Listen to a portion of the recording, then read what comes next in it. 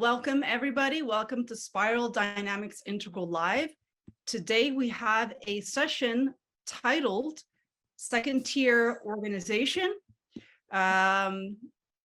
Simulation. So by simulation, we mean that we are getting into the mindset where we imagine an opportunity, a very unique opportunity, where we are being funded to envision and execute an idea that we have had about putting in place some solutions to some of the many problems in our world today. We have many, many problems and they're all interlinked, and it's impossible to solve all of them, obviously, but maybe there's just one that we think, oh, you know, if I just have a little bit of funding, I really feel I could get a group of people together and really tackle this problem. So this idea, this is Zafir's brainchild, the simulation idea, and he's going to speak to you in a moment and explain a little bit more. And as often happens in our sessions, this is a collaborative session, so this is not like a top-down thing. This is all of us together. We have some people here who really I consider to be leadership experts, people who have run businesses, people who really have a lot of talent. I, for example, am not a business person. I'm more of an idea person, so I have ideas, but I have no idea how to execute them. So I will be one person, one of hopefully several people presenting today, but my ideas are not very well formed. So I hope that some of the guests that are here today who weren't thinking about presenting will change their minds and decide to join in at some point. So if you do decide to join in during the presentation, you can just put something in the chat. You can say your name and I'm gonna pitch. So we'll know that you're going to pitch. So I'm going to share my screen and explain a little bit about the structure of today's session. Now, I am in the south of Spain, in a very old part of the south of Spain. I do not have good internet service, so I hope that everything will be clear and visible. So the 50 minutes is the opening session that's happening right now. Zafir is going to talk to you in a moment also. Then we're going to have 1 hour of the pitches, around an hour, could be less or more, depending on, hopefully not more, depending on who presents. Then we will have a 10-minute recap.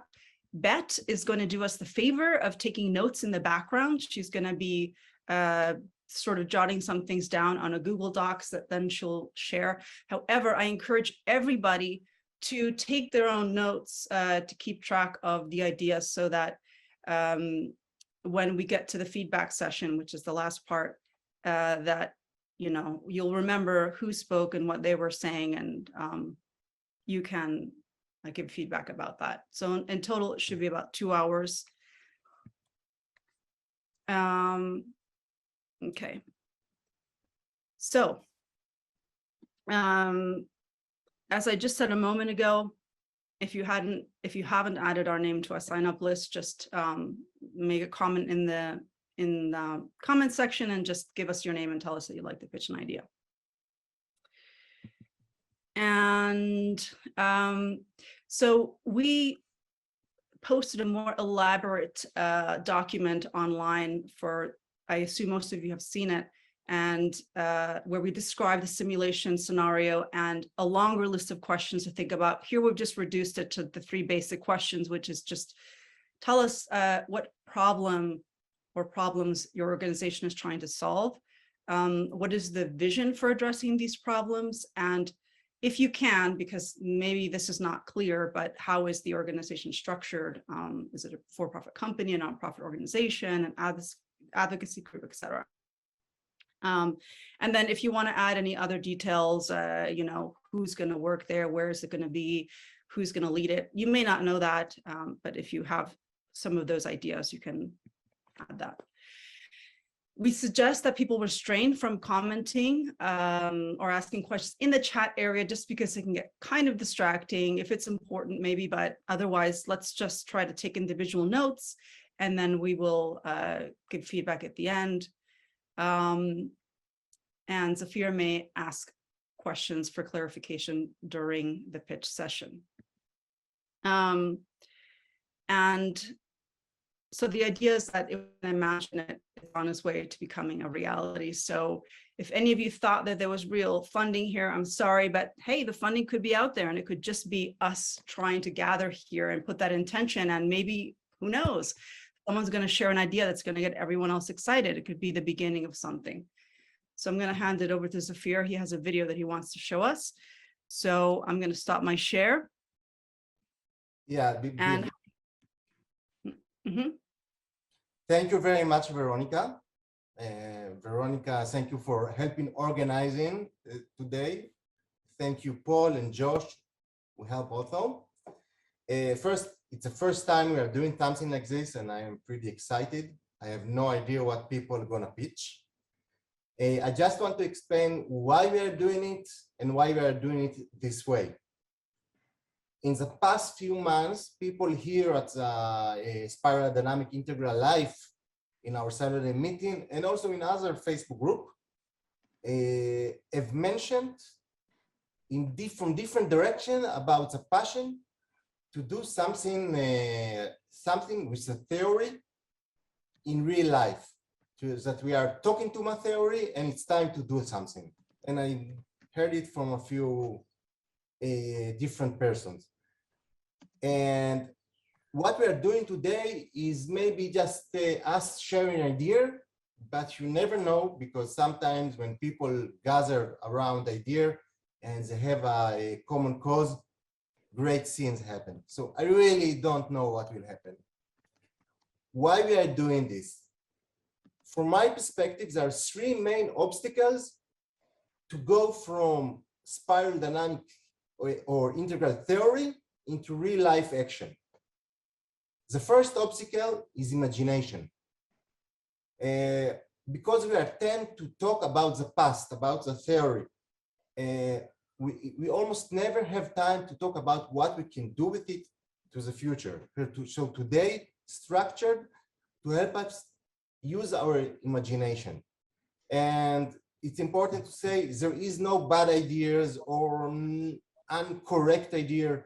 Today, you can go beyond the theory, beneath the theory.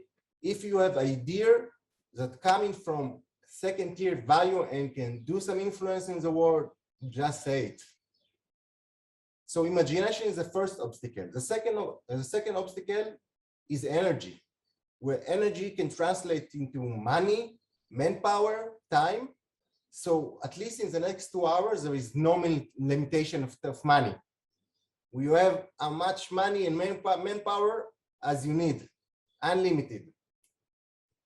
The third obstacle, maybe this one is the most difficult, is gathering together spiral dynamic thinkers or integral thinkers.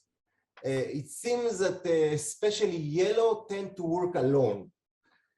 But we've seen in the past when Don Beck was working in South Africa, and like 15 years ago, there was a few projects where people work together. So it's possible. It just haven't happened lately.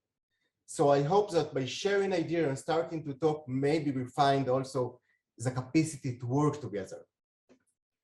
So we designed this game in order to pass through the obstacle and help us express the idea that maybe will take us to the next step of creating real revolution. So who is the first? So I threw Paul into the fire first as our first presenter. I'm going to present an idea today about an actual organization that I've been associated with for 13, 14 years that I believe it's a tier 1 organization, but I believe it's on the cusp of becoming tier 2. And that organization is Human System Dynamics Institute. So first of all, I want to start out by asking the question of what exactly is a second tier organization, and what does Don Beck and others say about it? Well, Dr. Beck said memes are not types of people, but forms of adaptive intelligence in people. And that the formation of what I call creative brain syndicates with insightful interactions and dialogues, serious talk, not just isolated conferences where everybody does their own thing. It's going to require some deep dialogue. In a recent article, Robin Lincoln Wood added to that the quote, "Wouldn't the brain syndicates be even more effective if we had more influencers in them and access to politicians, social scientists, and funders," and I would add business executives, who can leverage people, resources, and money for brain syndicate projects to be implemented, or actually to solve their own problems. Dr. Beck also, in his vision, talked about moving what we need to do is move through the spine of the spiral, awakening, unblocking, empowering, and repairing each of the V memes in the organizations. And this is all moving towards the goal of making the whole spiral more healthy. So in other words, the second tier organization should be organized like a brain syndicate, have the flex flow tools, skills and tools to exercise influence with the power and authority resident within first tier organizations, and do it toward the goal of making the whole spiral more healthy. So again, what does the yellow V mean? It's flex flow, and flex flow basically, and this comes right out of Beck and Cohen. It's flexible adaptation to change in systems through connected big picture views. And the truth is, in the world today, part of our problem is that first tier organizations organized the way they are somewhat limited, or they're limited in their adaptive capacity to deal with the kinds of problems that we're now facing. And what they need is second tier knowledge, skills, and tools to help them build more adaptive capacity into their first tier organizations. So it's partially becoming more, allowing them to become closer to second tier, but also it's building those second tier capabilities in. So what is this human systems dynamics? Well, it was developed in the late 1990s by Dr. Glenda Oyoung. And it melds together the findings that have come out of complexity sciences and the social sciences. It views the world through the lens of complex adaptive systems. It's a model and set of principles and tools that allows a change agent in whatever capacity they exercise to observe, analyze, understand, and influence the patterns that are arising out of the complex adaptive system. Because basically a complex adaptive system, one of the core principles of that is you can't control it, but you can influence it. And this human systems dynamics, it bridges the gap between analyzing and understanding a problematic situation and systematically exploring, designing, and implementing possible solutions. It builds adaptive capacity into a system. So what is Human Systems Dynamic Institute? It's a global network within a global network. HSDI is already many things. Our Praxis Center, located here in the United States, is a small consulting and training organization that applies its highly effective model and methods within many different organizations, small and large, around the world. But the Institute also operates at a sensible profit margin, and it returns a respectable portion of those profits into pro bono work with clients who are of less fortunate influential means or financial means. It's also an international cadre of over 1,000 associates trained in the human systems dynamics models, who personally and professionally are putting their training into effective adaptive action around the world with many, many different organizations. But it's also growing an affiliate It's also growing a network of affiliated partner organizations that we work with to accelerate our collective learning, grow our collective problem-solving skills, and amplify our collective influence. So I think it wouldn't be inaccurate to call HSD, at the very least, a budding creative brain syndicate. So what does HSDI do now? Well, now we do build adaptive capacity among individuals, teams, communities to deal with the complexity of their day-to-day existence.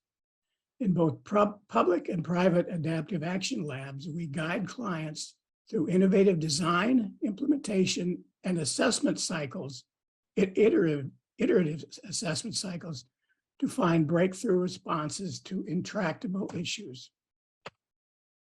And to knit our global network together, we are constantly exploring ways to use the internet to train, convocate, and stimulate in-depth discussions and dialogues. And in research and writing, we create and disseminate perspectives, models, and methods for thriving in the 21st century. We're also starting to explore our leading edge integral models and methods to expand our base of knowledge and increase our effectiveness. We have launched an initiative in conjunction with the Associates Network to develop and launch a training the trainers classes aimed at significantly expanding the number of individuals who can train others in the HSD model and methods. So we're almost there, but not quite truly second tier. In 2020, HSDI took the value match spiral dynamics assessment.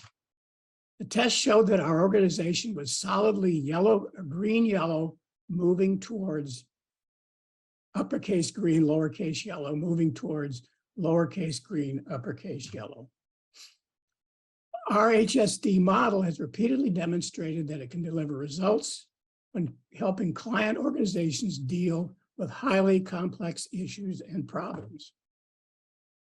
Many of the professionals in our associates network are doing the same using the HSD model and other integral models. So we might not be a second tier yet, but we are ready to make the leap to the second tier. So what do we believe we need to fully move to the second tier? First of all, establish 2 additional practice centers modeled after the HSD Institute that will operate in cultural and linguistic centers besides North America. And at this point, we're likely thinking in terms of the European Union, one in the European Union and one in Asia somewhere. So there's power and connectivity, through the power and connectivity of the internet, focus the 3 praxis centers on the goal of being hubs of study, learning, training, and practice of second tier worthy models and methods. We also have a goal. We would like to train an additional 10,000 individuals in the human systems models and methods and add them to our associates network.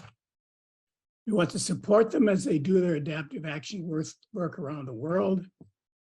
And we want to significantly grow the number of partner organizations we affiliate, and particularly focusing on those other, I would call them integral worthy models that would add to our and their adaptive capacity abilities.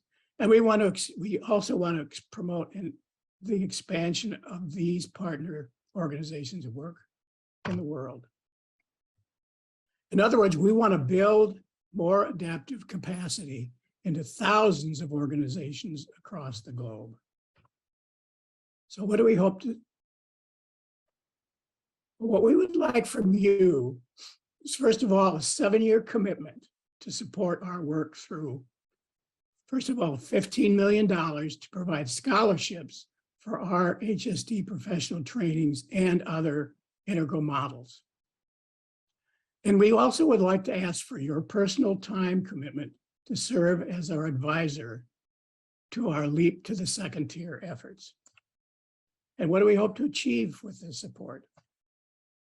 Well, ultimately, our goal, and we hope we would achieve this for you also, is a world in which there are thousands of organizations across the globe that have been outfitted with strong second-tier problem-solving skills that will allow them to effectively adapt to the complex problems they face and to transform turbulence and uncertainty into possibilities for all.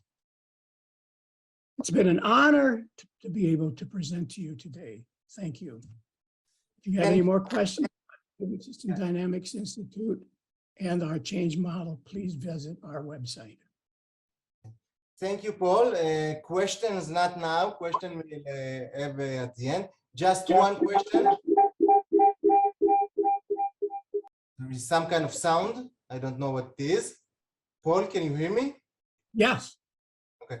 So just one question. The HSD is already organizations that exist right now? I'm on the board of directors and I'm actually an associate. So it exists. So yes, it already exists. It's like, It's been around. making transformation for organizations that already exist. Yes, transforming, helping it to move to the second tier. Great. All right, thank you. If feedback and question at the end. And Veronica, who is the next speaker? Josh. Josh, Hope finish breakfast. Josh, you want to do it after the breakfast? I'm not eating breakfast. Okay, so go ahead. Okay, so yeah, let me, I'm sorry, let me pull up the question sheet just so, because I don't have a formal presentation. I'm just talking out of my ass here. Okay, so what is the problem this organization is trying to solve most urgently? I don't know if any of this is tier 2 or not, but whatever. So I framed something a while ago called alpha syndrome. So basically it's something in our society where Hotel California gets 99% of the listens versus the millions of other songs that are out there are worth listening to, right? So this concept of this, we call Pareto principle, you can call it the Peter principle, whatever. There's a very small percentage that rises to the top, often due to competence, but sometimes just because it's lowest common denominator, or it's just luck, or whatever. It takes up almost all the space. And I work in a lot of different fields, and this can apply to a lot of different things. But the two areas in which I've attempted this, I've built an organization around one. I've also started up another in another framework. And the two frameworks are horror fiction authors, and then very different environmental groups that are actually looking to move things forward instead of just going with the status quo. So what we have in both these worlds is there are a handful of folks who dominate, and maybe they deserve to, right? Maybe there's a reason Stephen King sells so well, but when Stephen King is 95% of the horror fiction sales, you know, there is room for other explorations in the world, and people don't get to see those other folks because of what I call this alpha syndrome. And the same with environmental stuff. So we all know about the Sierra Club. What folks don't know is that the Sierra Club has basically been just a corporate entity for about 45 years. And most of the work is happening on the grassroots, which they co-opt. But you don't hear about that because of alpha syndrome. The handful of environmental groups go to the top. Again, the Sierra Club does some good stuff. There's no question that they deserve to have a certain level of prominence, but taking over the whole landscape to the omission of every other voice, that's the problem. So I've created two things. One is more successful than the other, and I'm looking for funding from this fake person, whatever. So the thing I created was called Denver Horror Collective. And so there are several authors. We right now have about 50 members who are smaller scales. Some are been published traditionally, some have been self-published, some haven't been published at all, some are just working on their writing. We've kind of gathered folks together as a way of rising tide lifts all boats, a way of being like, you yourself are going to have a hard time getting anything out there, but if you're a part of this larger entity that's also advocating for you while you're feeding back into the organization, all of a sudden some of these less prominent folks have a chance, and maybe some of them aren't very good. and will never rise to the top, but some probably are, and people won't hear about them because of this alpha syndrome. The same thing applies to environmental groups. So we have these grassroots environmental groups that no one's ever heard of, who are just a blip on the radar in their little region. They can't compete with the spokesperson from, say, Greenpeace that gets in the media all the time, and that is seen as the framing. It's like corporate mainstream environmentalism versus just basically corporate anti-environmentalism. That's the argument, that's the discussion in journalism, in the public eye, whatever. So that's the general framework that's been created. What is new or different about the organization is that people have been trying to help independent authors and environmental groups, but there's not been a cohesive way of actually, in a sense, competing with those alphas on the stage. So bringing together like Voltron cartoon from the 80s, whatever, where you have a bunch of small pieces and it creates this big creature. That would be a new attempt to do so, where anyone has access, so long as they abide by basic principles, whatever. The structure thus far has been basically for-profit companies, just because nonprofits are about kind of begging money from corporate foundations. So that makes it very difficult for the environmental groups, because that's almost impossible. And for the horror writer stuff, we have some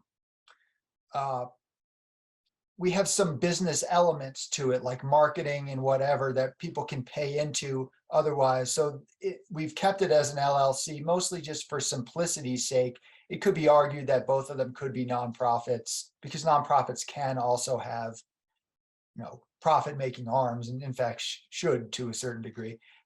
So there's elements of advocacy for the environmentalism aspect. Obviously, that's an advocacy stuff. For the fiction writing stuff, there can be elements of advocacy in terms of better contracts for writers. We haven't taken it to that extent. We're just a publishing house. We have critique groups, we have events, we have the marketing component, we have the community component. And in terms of, okay, so I got 10 minutes total for this.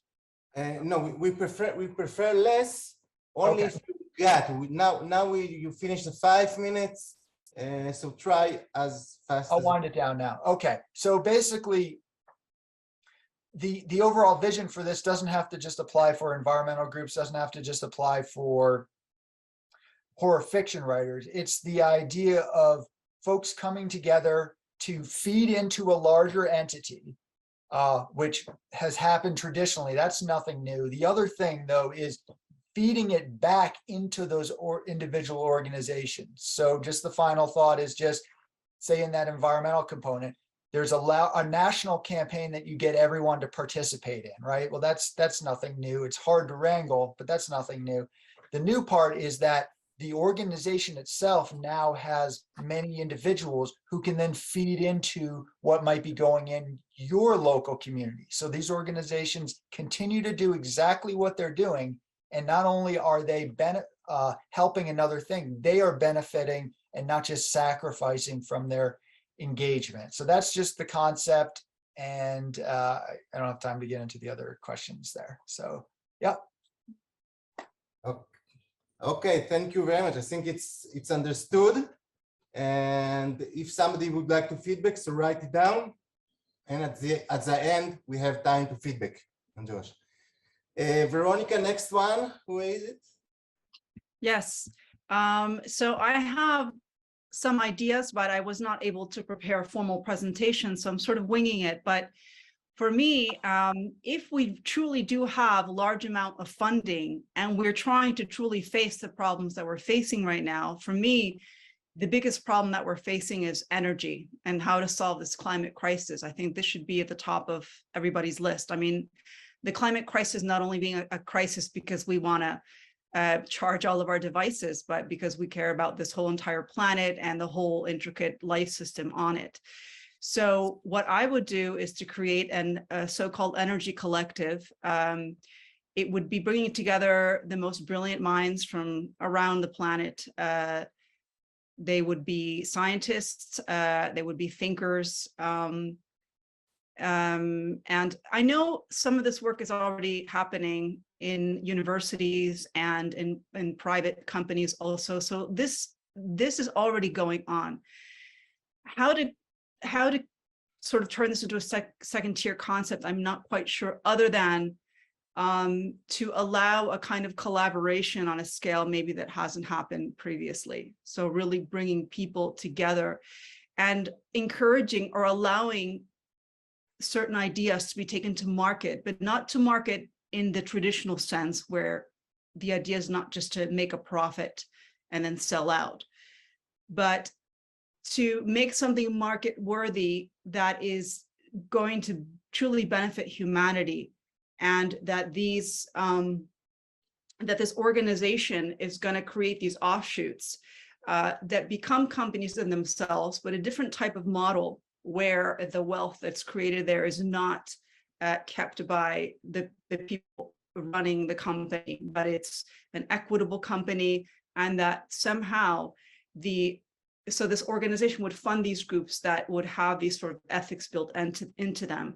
So whatever wealth is acquired once these offshoots sprout and take place, allow for an equitable and just source of income, where the well-being of humanity is always at the top of the list of priorities.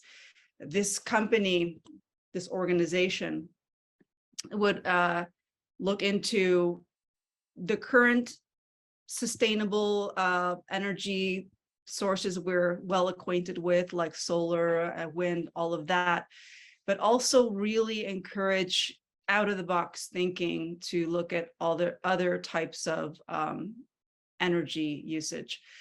Also, I would want this organization to really look into cooling technologies, because as we get warmer around the planet, more and more people are going to need air conditioning. And the irony of air conditioning, it's this 100-year-old technology. It's very inefficient, and it not only draws a lot of power, but actually creates heat and is very polluting. So it's air conditioning is a negative cycle. It's taking us further and further down this rabbit hole. And so I would really like this group to really push forward some innovative cooling solutions. There are some groups now looking at some alternative, more technologically advanced cooling solutions, but they're still, in my mind, I think they're 70% more efficient, but they're expensive. So how to make that technologies work even better? V? Yes. Yes, can I ask you, because I think we understand the general idea, but I would like to ask you what, venture capitalists, those are funding, there are venture capitalists that fund green tech and all that stuff. What is the difference that you imagine than what happened in those venture capital? Yeah, so that's what I'm saying, that I'm not quite, so it would include that, because second tier includes and transcends. So you got to have the venture capital, you got to have that, but there would be some protections. I mean, the two things that came to mind are the collaboration aspect, because it's going to be a, I'm forgetting the name of this, like when you have a group of people working together where ideas are. Cooperative? An incubator. Incubator is the word I was looking for. So it's sort of like an incubator for other companies to come out of it. But I'm hoping that it's the collaborative aspect and the protections that are built into it by the sort of ethics that are built around it. Now, you can't always control that, because people can go off and do whatever they want. But I don't know. And maybe the kind of transparency that is expected at second tier, so people can see what's going on, a very transparent process is online, so anybody can check in and see what different groups are working on, the way that nowadays source code is shared for certain, AI like Stable Fusion AI engine is available for people to check and use. So something like that.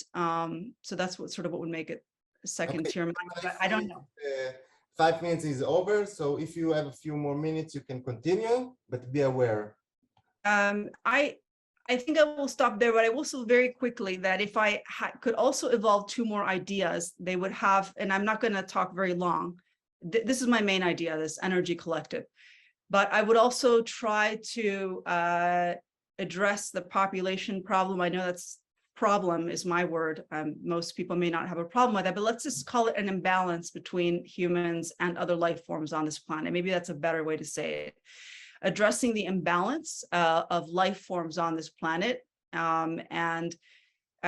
So encouraging, finding a way to help with family planning initiatives, although that always, as soon as you try to do that, you know, people will accuse you of being a eugenist, and conspiracy theories will grow around you. But that's another thing that I wish I had funding to do.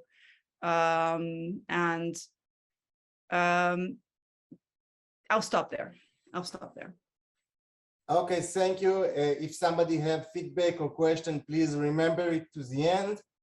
And Veronica, can you see who is next in your list? So I'm gonna have Steve jump in. No, actually, I'll have Andre go next, and then Steve. Okay, Andre, you can.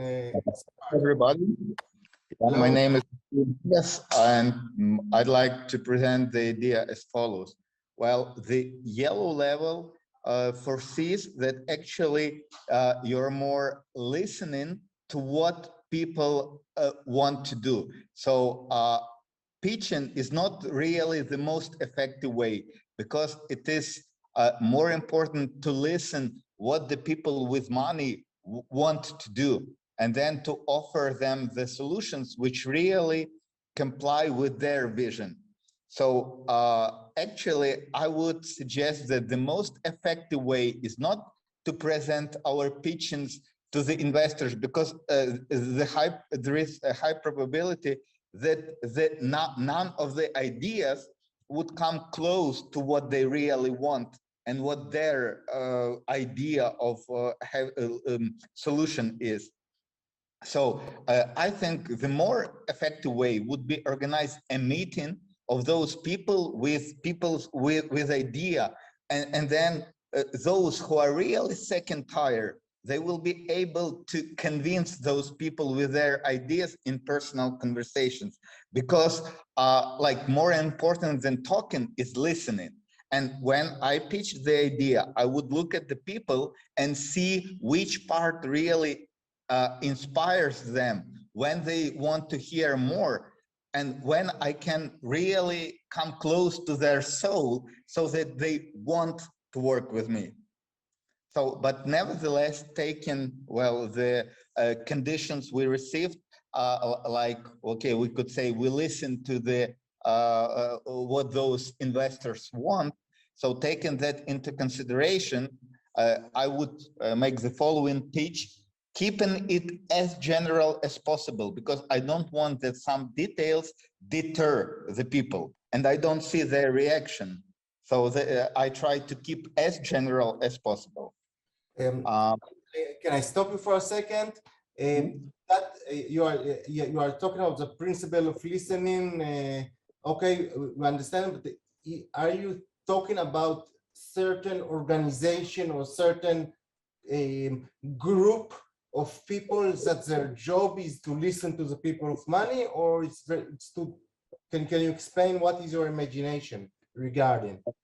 No, it's generally the general way, I think, effective way to operate with people, to communicate with people. You have to look, when you speak, you have to look at them and to see in how far what you are saying is coming at their heart. And then you can go more in detail on those things that really are important to them. And this pitch is not, well, I don't see the reaction. So like maybe some people are falling asleep, or they are disagreeing and making like their faces strange, if I can see them, I can change the way I speak and I can ask them questions. So this is like conversation is like, I don't know, like 50 times more efficient than the pitch. So, but then now talking like general things about the organization. So the problem I want to be working with in my organization is setting up the system of human development, like general system according to the principles Graves wanted them to have, like really having overall general system where we train people like in the red, blue, and other memes, so that they become like yellow and grow higher levels. So like help people to grow. The way I see, and the second purpose would be solving global problems we have today, and also to get to train people who will be able to solve global problems of the future. So the way to solve these two problems is to training new, more powerful and more influential leaders. The main idea of the organization would be, it would be like non-profit. It would be the place where we would invite influential people, potential leaders and today's leaders of business and politics. So the more influential, the more powerful our organization would be. The idea would be like mostly general. It would be the place to communicate, to discuss the ideas and to support each other, so that people who come to our meeting, so that they, like the next day, they are more effective in their jobs, in what they are doing, so that they get inspiration, advices, new ideas from communicating. Andres, excuse me 1 second. And you have done with 5 minutes. You can go on for a few more minutes, but be aware that the 5 minutes is over. Thank you. Well, second part would be training people, like offering training. So I would employ several coaches, several psychologists who would work like full time on organizing these meetings and then to offer trainings to people. But again, I think it's more efficient not to say what we offer, but it would be first more important to ask people what they need, and then to make like respective offers which would really suit the individual needs and requirements.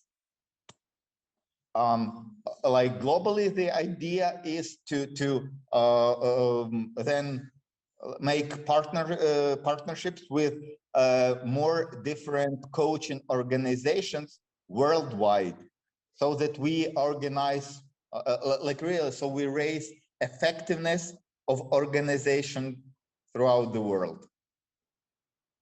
So but for the start, it would be like office in some country, I don't know, US, Switzerland, whatever, like where, well, it depends, where we would start. And we would start gathering such people, and then we would grow our influence by influencing more influential people in business and politics. Great. Thank you very much. So if somebody have notes, please write them to the end. And Veronica, after Andre, who is next? Now we have Steve. Steve, go ahead. Cool. I've actually put together in the last 20 minutes, I put together a brief presentation. So shall I share my screen? Yes, sure. Yeah. Okay, here we go. All right, can you see that? Yes. So this is an idea I've been playing with for a while, but I've put this together just to participate in this kind of pitch process or exercise exploration. So my name is Steve Todd, and I'm pitching the idea of life tiles to you. So first of all, to look at the problem statement.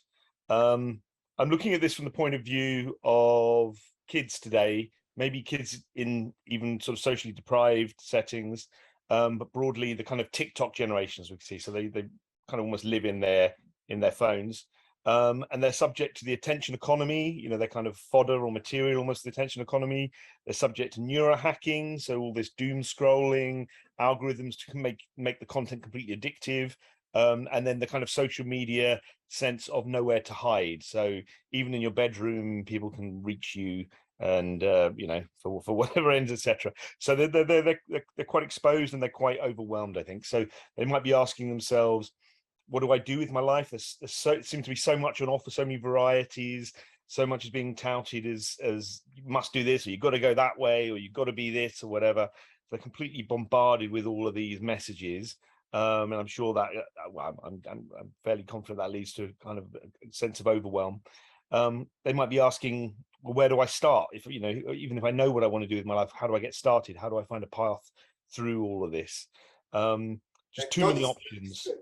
Steve, excuse me, can you try to explain the problem? I understand that it's something with attention and using technology, but is there a specific problem, or it's a general problem of using social medias and the technology? So it's the problem of overwhelm, of trying to achieve life balance in a sort of situation of being completely overwhelmed with content and messages being pushed at you, and then to try and find a path through, like a career path, but also like a whole lifestyle path. You know, how do you live your life? How do you conduct?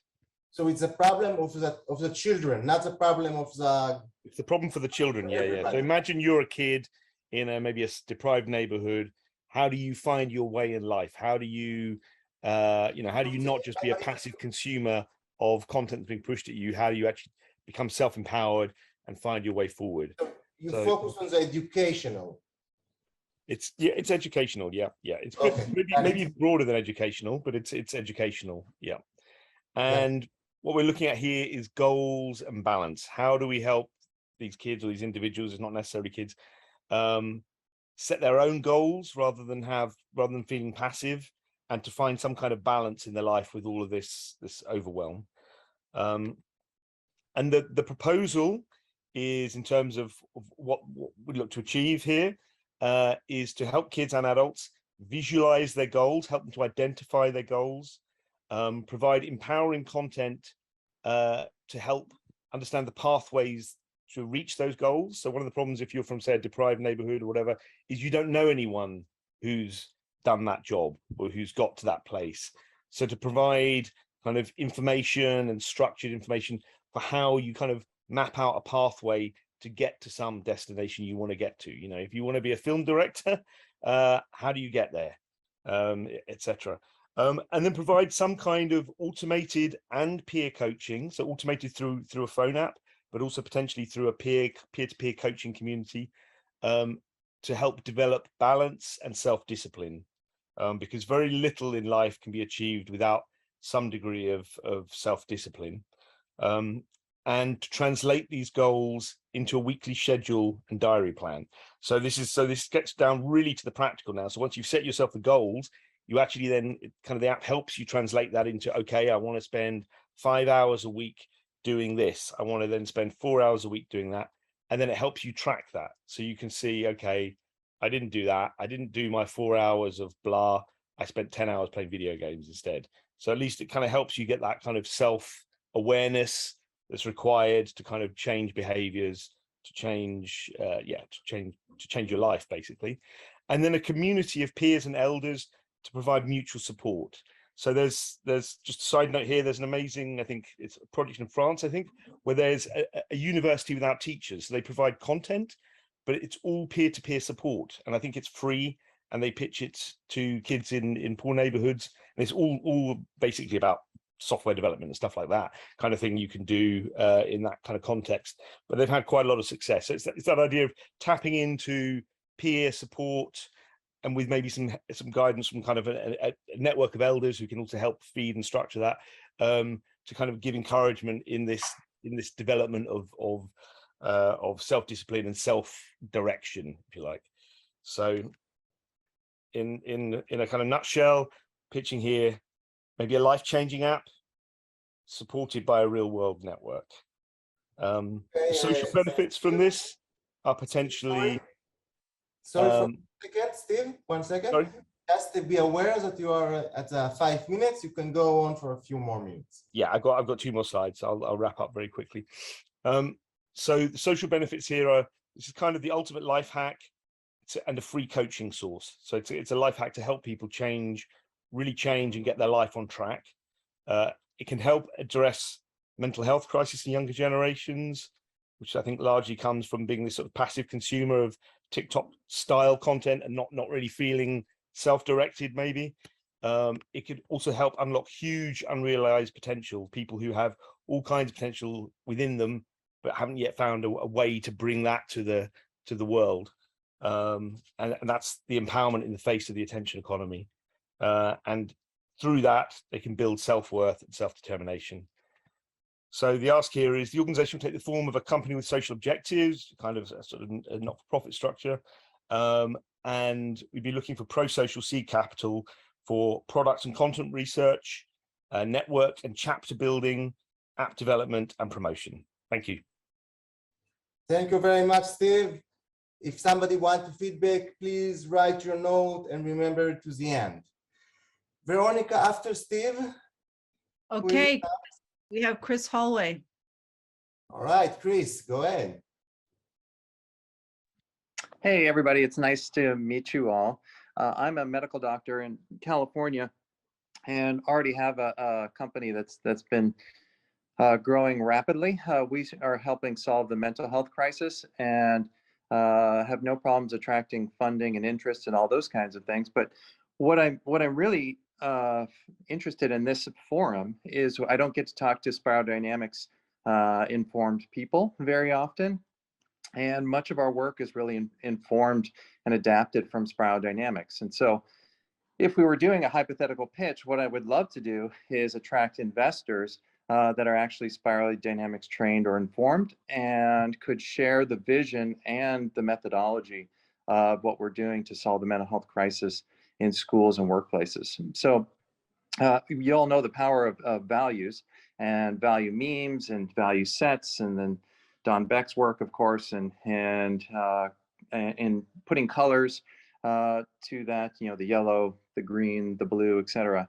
What we do, the biggest problem with talking about spiral dynamics in the general population, of course, is we all get the pushback of like, oh, that's so hierarchical and so judgmental of people, and how can you say that? And so we got around that problem by getting down to the granular level of individual values. So embedded within each of those value memes are actual individual values. And so what we did is we mapped all of those individual values and then created an algorithm and a sorting mechanism, which we turned into a web and mobile app, so that among the 37.9 million different value possibilities that a single human can be leading with, each person in 5 minutes can figure out their own values that most inspire and motivate them in 5 minutes with a 91% reliability. And we've published this research in the journal Personality Assessment just last month. And what we're doing is using these value algorithms in schools and workplaces and teaching people to own their own value set and live those out in healthy ways, which was really Graves's vision in the first place, is everyone has the right to exist in the value set that they're at. The goal is not to get them to move up the spiral, which is, I think, the biggest mistake that we do in the spiral dynamics community. The goal is to get them healthy at the value set they have. And what's awesome about the research about value awareness is 3 big things happen when you get to own your own value set and try to live them out in a healthy way. 1, it improves well-being. And 2, it decreases psychological distress. And 3, it improves performance at work, school, and play. So there's unlimited applications for this, both in the workplace, of which we did a 2-year pilot with the County Office of Education during the pandemic and during the Great Resignation, where they had a 42% employee turnover rate before we started with them. We cut that employee turnover rate from 42% to 23%, which is a 45% reduction. And one of the stats we're most proud of is the 16% increase in their meaning and purpose at work. And that's the beauty of Clare Graves's work, is when you connect people to their values and then teach them to live that out in a healthy way, not only does it solve the mental health crisis, it solves the meaning crisis. And so that's what we're doing. We're doing it all the way down to the student level. And by January, we'll have 20,000 students on the platform and teaching them not the complexity of spiral dynamics. One of the things that goes wrong, I think, in the spiral dynamics community is the applications are very limited. What people are doing is building consulting and leadership training. Not that those don't have value. That's how we all found out about spiral dynamics, but we're not getting the real juice of what Clare Graves's vision was down to the actual human level of a kid who's suffering from meaning, purpose, suicidality, et cetera, et cetera. We also measure well-being on a daily basis in 30 seconds or less. So we took the 37 factors of well-being and did the research against all the other tools and validated this, that we can measure well-being with 4 factors. How's your energy today?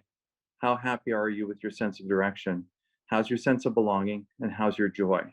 When you take those 4 factors using emojis and combine them and then put that on the attendance sheet, the digital attendance sheet of teachers, so they can see the well-being of their students in real time, it changes everything. It builds an empathetic engine within a system based on spiral dynamics work. And the beauty is we don't have to teach anybody spiral dynamics, because we all know it's pretty complex. It's really hard to fathom. And you can study it for a lifetime, like all of us on this call do, and get so much value out of it. But I'd rather help save a kid from suicide by showing them who they are and how they can live that in a healthy way. So what we'd love to do is attract spiral dynamics inspired and informed venture capital. I get lots of venture capital people pitching me that they should be investing in our company, of which we've taken no venture capital, because we said we're going to bootstrap this and do it ourselves, because all the other ones will get us off the goal of really delivering value-based education to people. But I would like to go global with this company, but I'm going to need venture capital inspired partners in this. So thanks.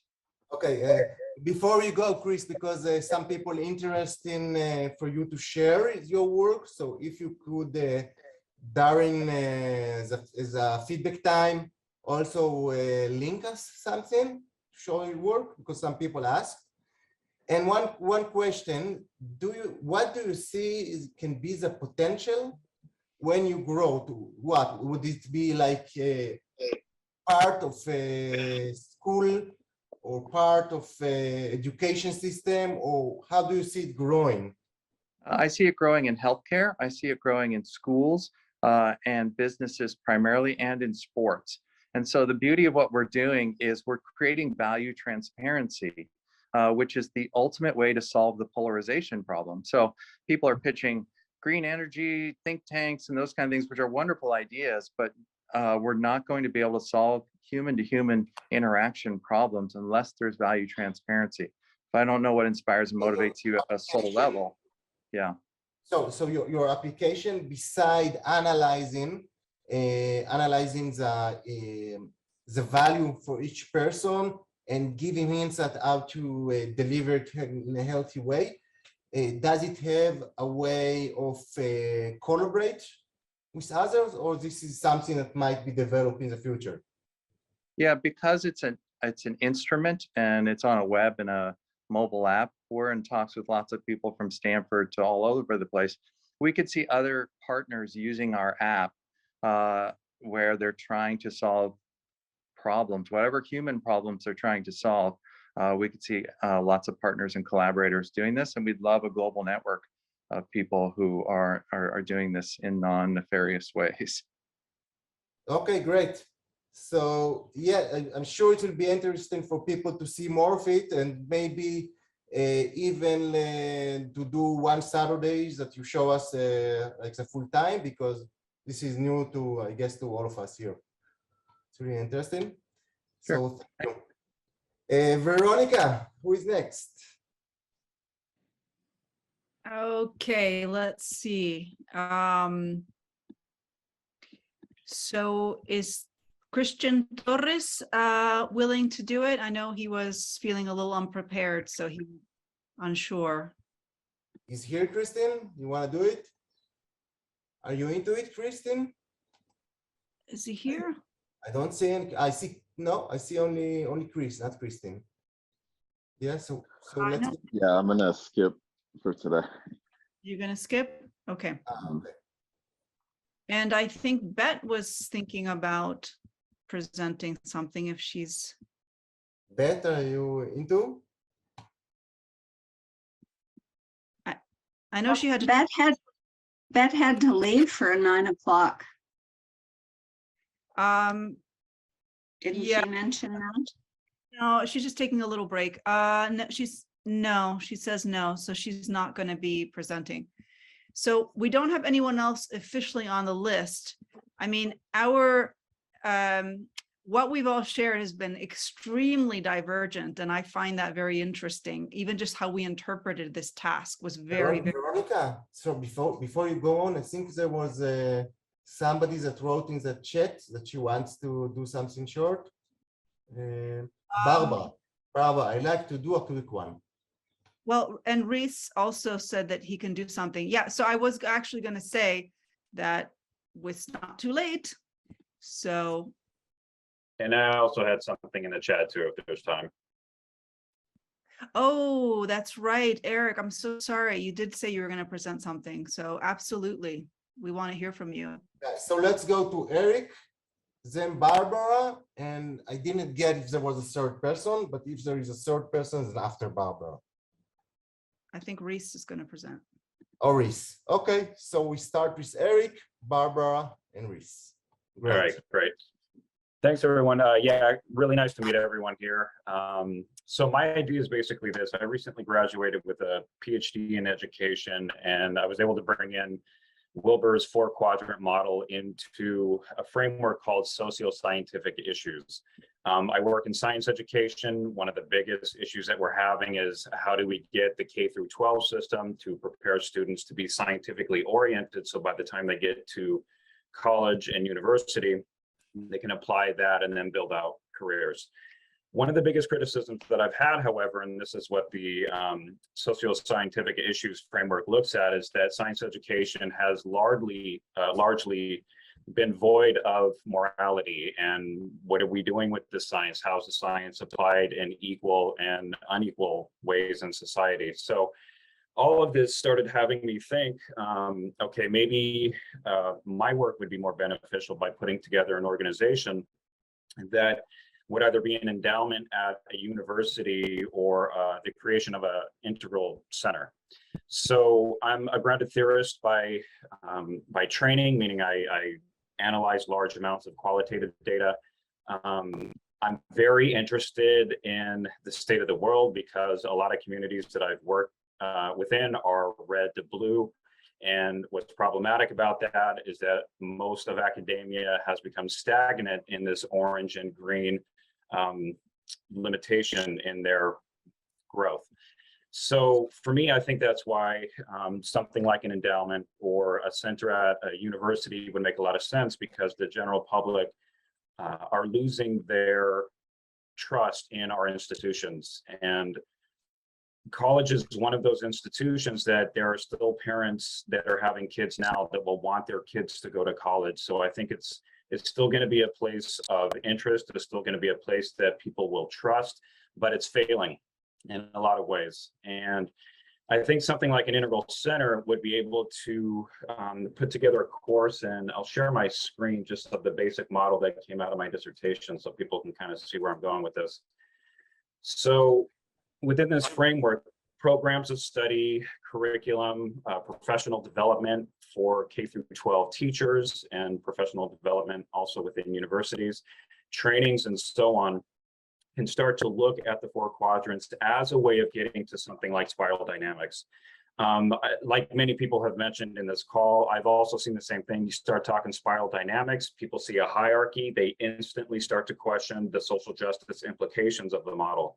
The 4 quadrants is different though, and I've had success in this, that it doesn't confront people within a hierarchy. All it does is start to reveal the dimensions of reality. And within the students that I've taught, you start to see a rewiring where they're like, oh, I wasn't even thinking about this issue in a particular context. And like, how can I now think about this? So my dissertation was on climate change.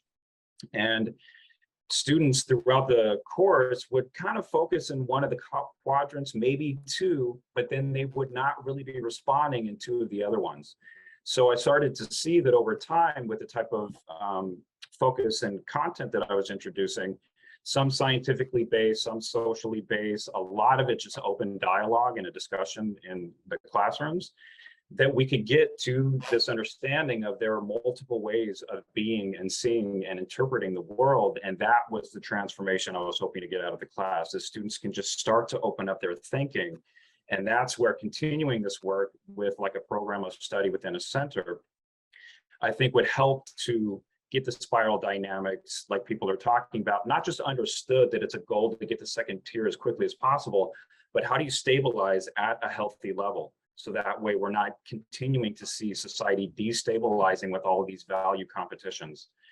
So I think that is the main thing that I was thinking about, because the type of research that I'm doing now is looking at ecological theory applied to human systems. So if we look at society in any given community, what are the ethics and morals? What are the value systems? But then how does that community respond to disturbances and pressure? How do they build resiliency? How do they build adaptive capacity? Like Paul was talking about earlier, I've been reading a lot of disaster risk reduction and those frameworks, and integrating that all into this central component of education. It's teaching the model, having people where they're at understand that there are multiple ways of seeing in the world, and then transitioning that into something that will translate into the real world. So those are my basic thoughts on that. Something like a center and endowment that can get the education quality, because like Chris was talking about, and I agree with this, the education is needed before people get too theoretical, meaning people just need to talk about the ideas, see how it applies in their lives, see how it can shift their thinking and open up pathways for growth that they can see realized. Thank you. Eric, before you you finish, I just want to ask, so if this research center will come to life, will have a good funding, what do you see the applications that can come out in solving a real world problem, or if there is? Sure. So the biggest thing that I've seen, and I've also dabbled a little bit in the political arena, I ran for city council. One of the things that I realized when just talking to everyday people is that influence is possible if there's an openness to engage in real dialogues. So the deliverables would be getting students into action research, getting students into communities, talking to people, and starting to look at the type of educational framework that we're talking about, which would be integral, and then applying that in political context and social context and leadership areas like county and state level government. Those sort of go ahead. Yeah, so it's kind of when you have something that is coming out of the academia and have some research base, it's easier to be like influenced or part of governing systems.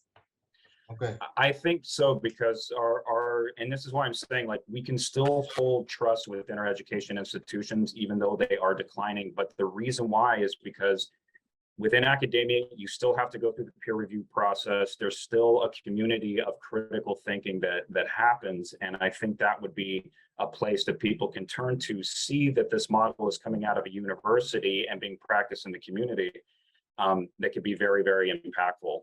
So, yeah. All right, great. Thank you. If somebody have a question and note, please remember them. And Barbara, it's your turn.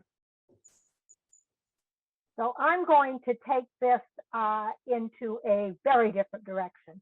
And I'm going to propose a choral organization that takes to a second tier level the old warlord mentality of we have a problem and we need to get it done. So the problem that I'm seeing, some of us may remember that we talked about the book Ministry for the Future. And one of the things that they discovered is one of their main impediments was venture capitalists and large corporations and billionaires who simply were willing to use not only their money, but also to buy politicians, to buy armed terrorist interventions if they needed to keep themselves in power, right? So some of you who've read that may remember they founded a clandestine network group that did everything from blackmailing politicians to blowing up planes of folks that they knew they would not be able to control. So someone just told me that I should read James Patterson's The Midnight Club, which is written about around 2000 about the transformation of organized crime from Al Capone sort of shoot it up when you want control to the business model, which is there's billions and billions of dollars in crime, right?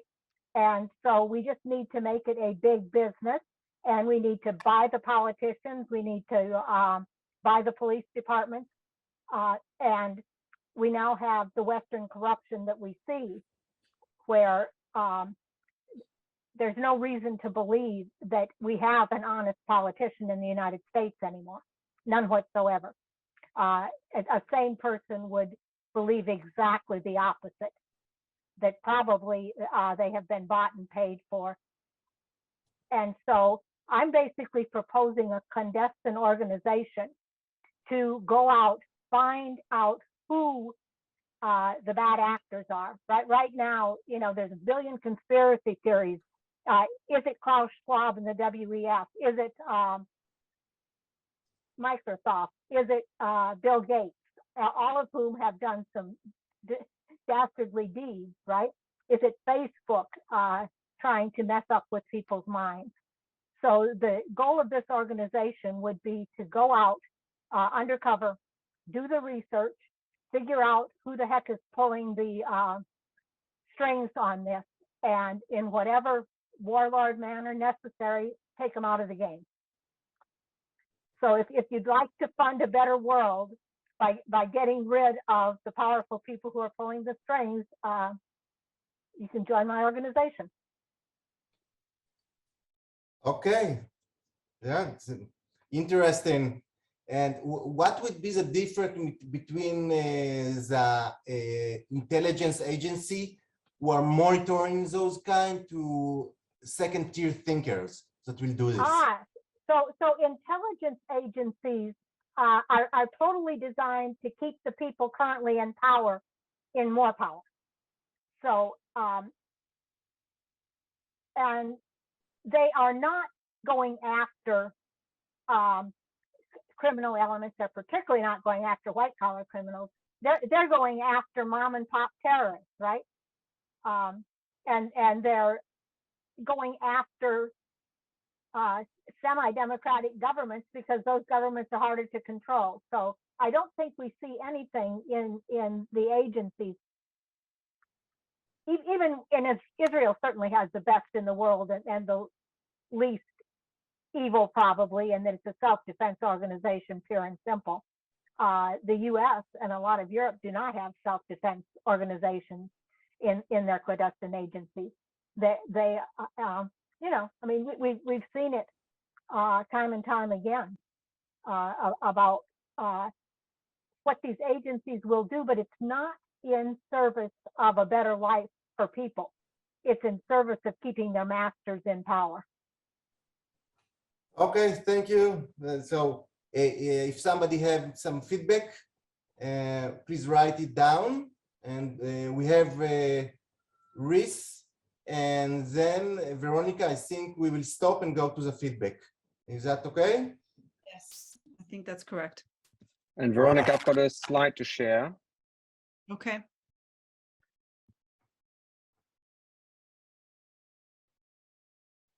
I hope you can all see that. Yes. Okay, the question's obviously familiar. I'm really going to look at this more from a organizational perspective, and just to point out a few principles that I find are important when embarking on such a venture. So to start off, if I would have to focus on something, and I mean, I do understand that we have a real systems challenge in the world, and I mean also what Chris said with regard to health, or Nolan. I mean, there are so many valuable points. If I would be forced to pick one, then I would pick health with regard to us as individuals as well as our habitat, because I feel that we're running into more and more problems, creating more and more symptoms for which we're creating short-term solutions, and it's just not sustainable. And so I believe that we need to get back to the core of our planet, which means healthy soil, healthy water, and then healthy living beings, to then start addressing other issues. I would call the organization Reconnect.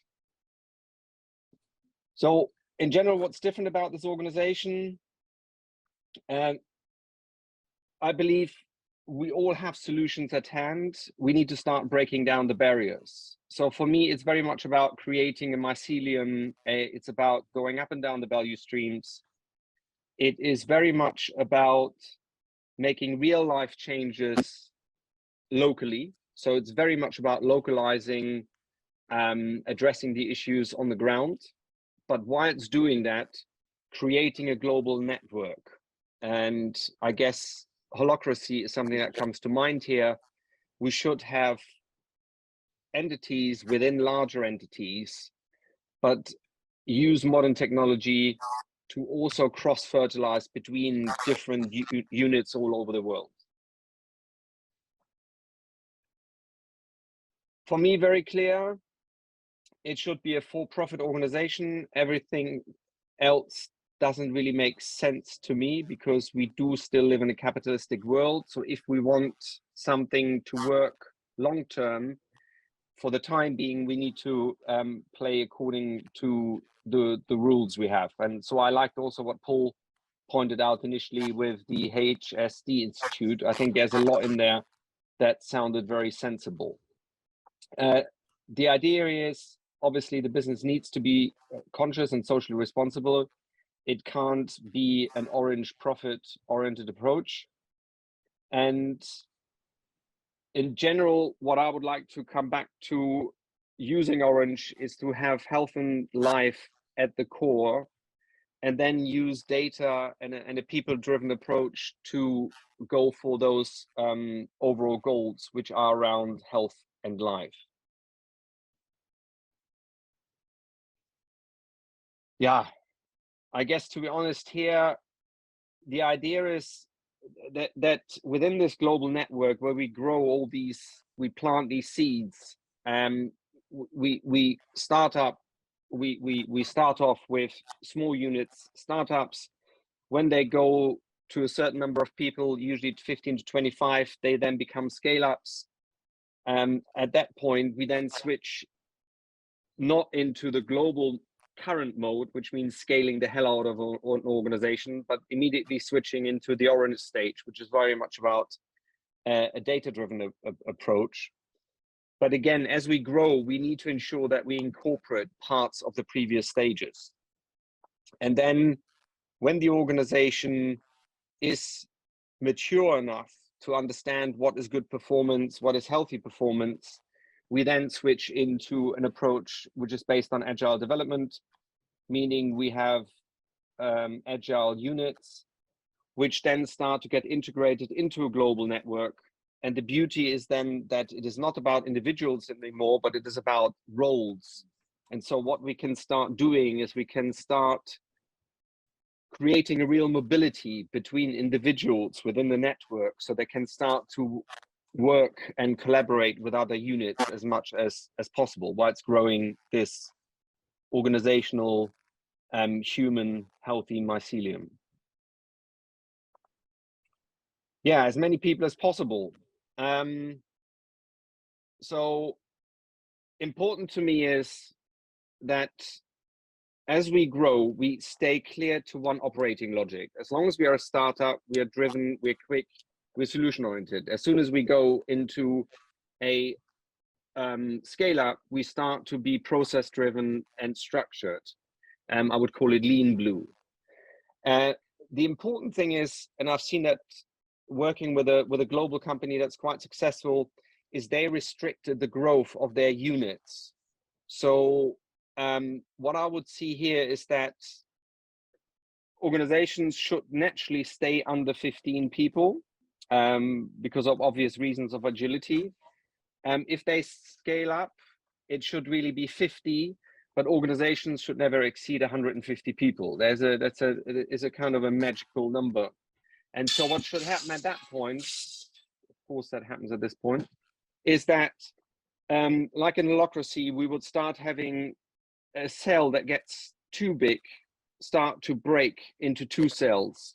And so again, like in holacracy, the body just grows. Obviously, we would have experts and data specialists, but then again, whatever is needed to provide insight into the organization. Okay, Reese, just be aware that we are over the 5 minutes, so we can continue, but try to be... It's nearly done. Ah, okay, good. Yeah. So again, the idea is to have local seeds and to grow them into in the respective regions, depending on what is necessary there. But whilst we're doing that, become part of a ever-growing global network where information is shared. Obviously, for obvious reasons, we want to minimize travel, and remote work is obviously being favored as much as possible. Again, a lot of data should be exchanged, and there should be centralized hubs for doing so. Yeah, and how will the outcomes be measured? For me, it is very much about like a three-legged stools. We have to have a commercial viable approach. We need to consider the environment, but also people and their interests. And so all I wanted to give here is a few ideas about what I find are important aspects when growing such an organization. Thank you. All right, thank you very much. So I know there was at least one person that wrote to me to want to pitch, but we are behind our schedule, and it's really important to hear some feedback. So before we are going to the feedbacks, which will be an open session, which each one can just raise a hand, like I'm doing now. Just raise your hand, and then you will get the talk. And you can feedback others, you can ask questions, and you can have any insight that coming out of today's pitching that you want to add. Veronica, before we start, did you, in the end, did you summarize? Yes. So Bet, I just shared a document. Bet took most of the notes. It's mostly her. She's a fantastic note taker. I think it would take too long to try to re-summarize. I'm sure everybody already was inspired by a specific, something resonated with them personally and can probably make reference to that. So I would just jump right into the feedback. If you want to remind yourself, if the notes are helpful to anybody, you can look at that. But basically, yeah, what Sophia said, you can just raise your little digital hand, and then first come, first serve, whoever just wants to give feedback to somebody else that presented. What inspired you? What do you think had potential but maybe needed to be fleshed out? Or yeah.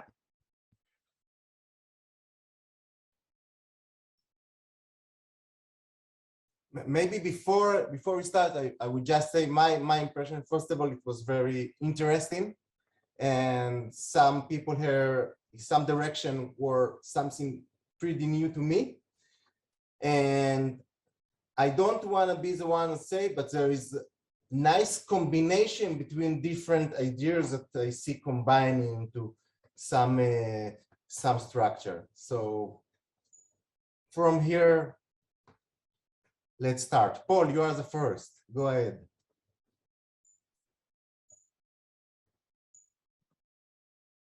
Sorry, I've gotten a little less formal here. Maybe I'll loosen my tie and look even less formal. I was, again, thanks for everybody's presentations, ideas. I thought we had some really good, interesting stuff here. I guess I'm partly because Reese presented last, but also because the concepts that he presented were really kind of got to the heart of the challenges that we're facing on the board of human systems dynamics right now. Of what do we want to do over the next 10 years, 20 years? And I'll look at that. We've kind of also come to that same conclusion about restricting organizational size, 15 to 50 to 150 at the most. Most of our associates are within that small size category. And it seems to me that the big issue is that, as Reese articulated, and that I think we're facing, is how do you, and I want to frame this as a question to throw out to the group.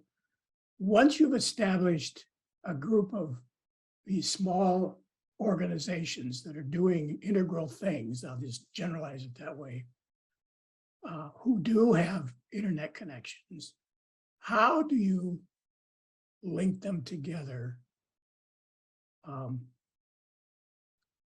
What are the methodologies you do to actually link them together, not for control and command, but to stimulate ongoing discussion, stimulate ongoing dialogue, and to at least help to evolve and focus its attention?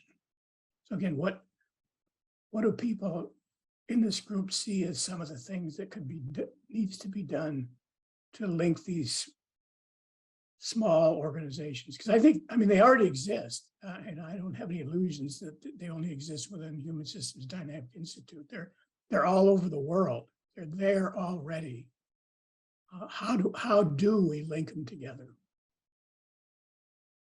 And I'll lower my hand.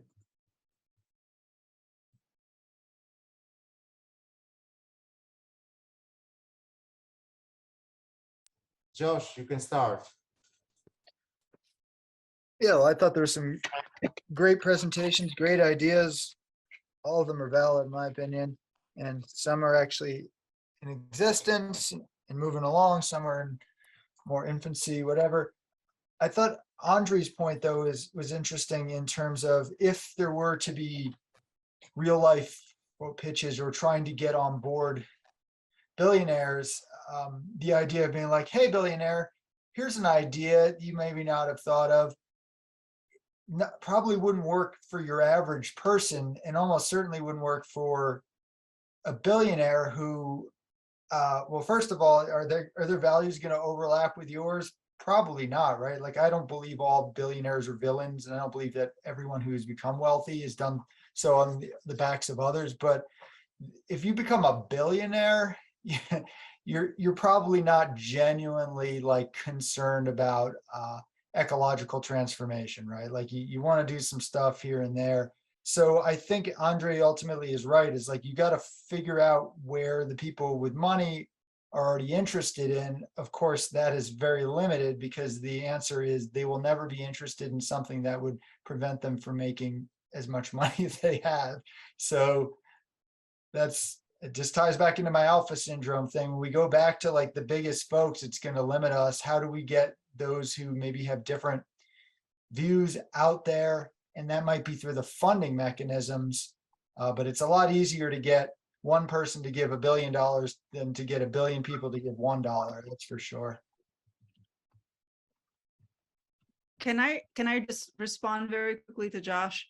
In our proposal, and of course, this is fantasy land, but theoretically, these people who happen to be very wealthy also happen to really love integral theory and spiral dynamics. And we're just seeking people who had that mindset to come up with second tier solutions. But that reality is different. I understand that people that are wealthy, who knows how they got there or what their actual, value memes are. And anyway, okay, go ahead, Sophia. Can you hear me now? Yes. Okay, first I will answer Josh. Josh funding coming from a lot of direction today, and my conclusion from today is that we are still all our ideas are still not ready for investment. If a D will be ready for investment and there will be a company or an organization plan with agenda and budget and manpower, then it's possible to find different funding from different people. And you can get example from Chris, which doing this work that I'm not quite aware of. I haven't been aware until today, which people even want to invest in him when you use some of the spiral dynamic values. So everything is possible. And I just want to say from now I'm going to the other subject is that I noticed some collective line or things that coming from different direction and they are all together. I feel that there were 3 or 4 people that pitch, and part of the solution was a network, which was very important, a network and a group of thinkers, which I think it's maybe it's the core of any organization that would come. And definitely, I feel that what we heard today from most of the speaker was very, very general.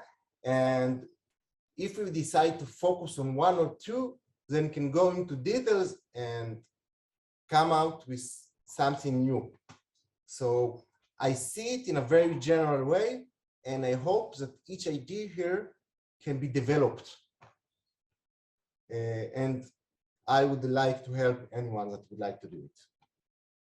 That's it. Myrene?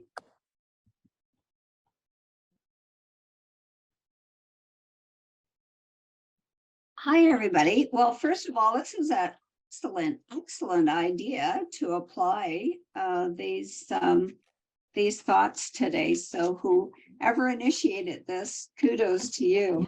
I took lots of notes, and it feels like someone has walked through my resume, because these are all interest areas of mine.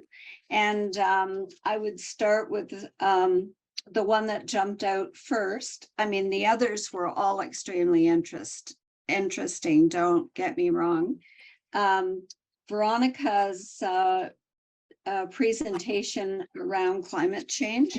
I just want to note that I got a book from a friend who we exchanged books, and it's kind of counter climate change, and I haven't read it yet. So there seems to be a little pushback, but I think that's a lot of baloney about the climate crisis not being real. I did my thesis in one of my masters with leadership in oil and gas. And the bottom line was to look at research and development, and hopefully who were going to be the most successful in the fossil fuels were the people who were doing research and development into alternate energy sources like solar power and so on. So I really resonated with that, and I'll go quickly. In Andre's presentation, I was very interested in hearing his thoughts, and I thought that he was suggesting lobbying, and I really liked the piece where he talked about reaching the heart of people and his audience. I think when we get people into feeling, if you can find a technique to do that, it's very, very valuable. And Steve's talked about his TikTok generation. That galvanized me because I see that a lot, and I often wonder about it, how children find their way through and next generations and so on. You know, we've come through Generation X and now we're into Generation Z and so on. So that was a real interest to me. I'd like to be working with all of you. Chris Hawley's presentation really certainly did galvanize me because I work at a university right now, and much of my resume has been working in healthcare. So that presentation was very meaningful to me, and a lot of the tools and a lot of the discussion I'm going to be following up on. So kudos to you, Chris. Eric Nolan, I'm in academia. That really made so much sense to me. What you were saying around the need for grounded theory approaches and action research. And I think that those are all the ones that I wanted to make points about. But within my note taking, I think that I would like to pull out some themes that I heard. And I think there were themes there around what we're all trying to do and why we all have interest in this and why we're here in these groups and taking time to attend. So I haven't done that yet. I have to put some thought into it. But I do think there are certain themes, although some of the presentations were diverse in their application. So I think I've talked enough. That's all I had to say. Thank you. Thank you for that feedback. Barb.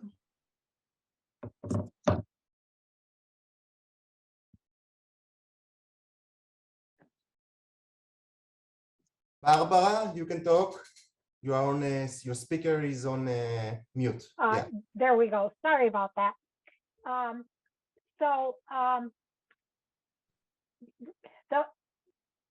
The whole thing is ultimately going to be about money and about pushback from folks who don't want you being successful.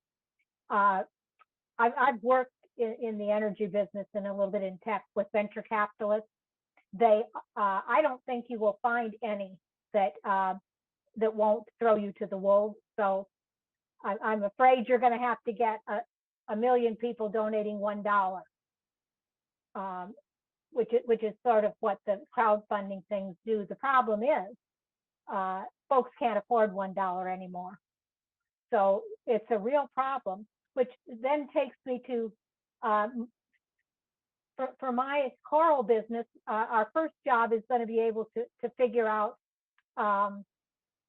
how to take money away from the current robber barons and use it for these projects. So that's our first pedestrian effort is to beat Wall Street at its own game. But good luck with these. I agree. There's a lot of synergy in them. They would be useful if we could do them. I guess one other observation, other than Steve, a lot of these end up going to people who are already relatively affluent and relatively able to take care of themselves. And so I think getting this into practical ways for poor communities to help themselves bootstrap is probably one of the most important things.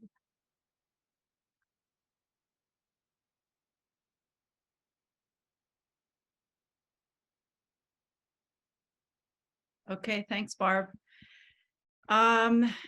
So one thing that I enjoyed seeing is some overlaps. I really enjoyed Chris Hawley's presentation because he actually, this is like a spiral dynamics integral theory meeting, but his second tier organization, which he's already kind of doing in the real world, but maybe just not being, just not using that language with everybody, but actually use the value memes to sort of solve some of our entrenched problems. I appreciated that, he's directly using these methodologies to try to address the problems, which Andre was also alluding to. He talked about educating people, helping people to progress through the value memes. And it kind of reminded me that a long time ago, I had actually, on my own spare time, tried to write out this idea of a school, primary, secondary school, middle school, in American terms, middle school, high school, where each year you are sort of coached or helped through a certain V meme, so there might be a year where they're working on red, so they're helping kids to become more assertive and to find what's meaningful to them. Or, schools are naturally very blue, so you probably don't need too much extra blue. It's like the bells and the schedule. So schools are already very blue, but maybe there are other kinds of blue that would be helpful. Orange, maybe teaching kids entrepreneurial skills, things like that. So how to sort of walk kids through. So I think all of these ideas are quite interesting. I forgot about that as a possible idea to present today. And Reese also, of course, he's published the book Turquoise Brick Road. So he's also trying to educate people about the value memes. So hopefully these ideas will percolate into society somehow and be helpful in some way. And I kind of really got a kick out of Barb's idea of coral as, the second tier red, where I don't know if I'm envisioning the way that she is, but it's kind of like just coming in, like the parent coming in to a room of kids throwing food at each other and insulting each other and being like, I'm here, I'm the parent, and this is what's going to happen. Just no messing around anymore. Not green going, guys, like we shouldn't do this, like we're not solving our problems. No, it's coral coming in saying, I'm here, the Kali Yuga, time's up, guys. So I kind of like that thought. All right, Bet. It's freezing here in Oakland. I'm just shivering. Okay. So I just want to say a few notes that I think we are creating the future right here. And I'm really proud of everyone for taking time. So I put some notes at the bottom of the document that I've shared. Everyone right now can edit. So just thinking about like the things that we're doing, we're all sharing, we're taking the time to share our ideas, and then we're documenting them. And then I think the thing that we need to do is have a format for asking for help, right? Because there's certain people in this world who have skills and maybe they're not so busy. I don't know. Maybe everyone's too busy. But anyways, if we could have a shared format saying like, I need someone to do Twitter for me. I don't know how to do it. I need someone to help me with my finances, or I don't know how to do my taxes, right? Just having a format to ask for help, I think is really a valuable thing for us all, because everyone looks like, or at least the ones that are actually happening right now are going, and maybe they just need a little help. The other thought is crowdfunding. And I think it's really funny, especially Barbara's ideas about like the mafia future to like fix and find out who's a corrupt criminal. But it's really funny because like the funding for that, like who's going to fund that? So I think crowdfunding might work, but I don't know, like we need to be more inventive. So I put some, Self-funded with Wall Street best methods. yeah.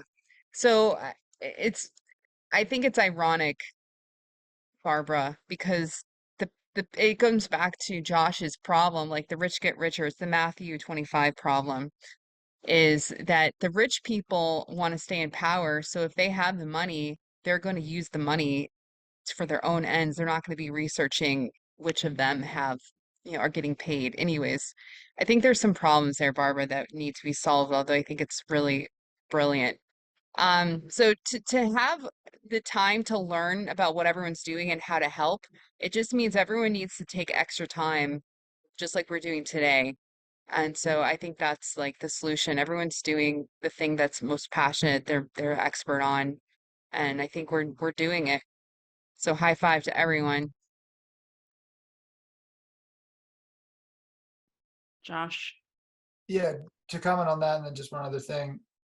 So part of this organization thing that I've been trying, one of the parts that I haven't quite been able to implement is, again, like say a bunch of authors, say a bunch of environmental organizations or whatever, is this as a time banking concept. So if you put in, say, 7 hours to help the organization or whatever, let's say you do some busy work, whatever, you have 7 hours worth of credit, and then you can put out the ask, like Bet is saying, like, hey, I need somebody to do Twitter for my organization.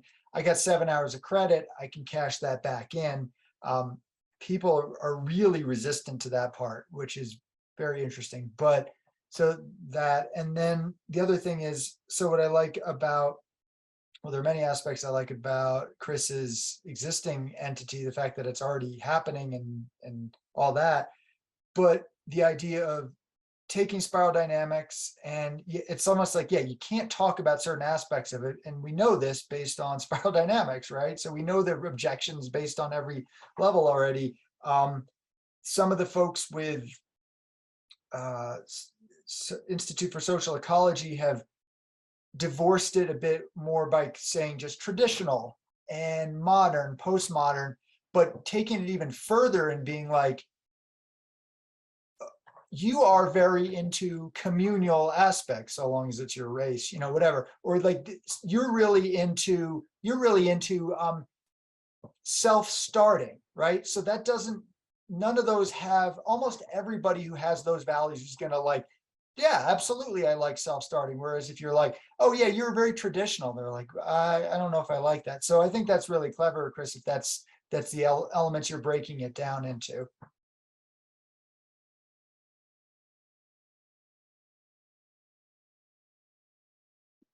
Paul.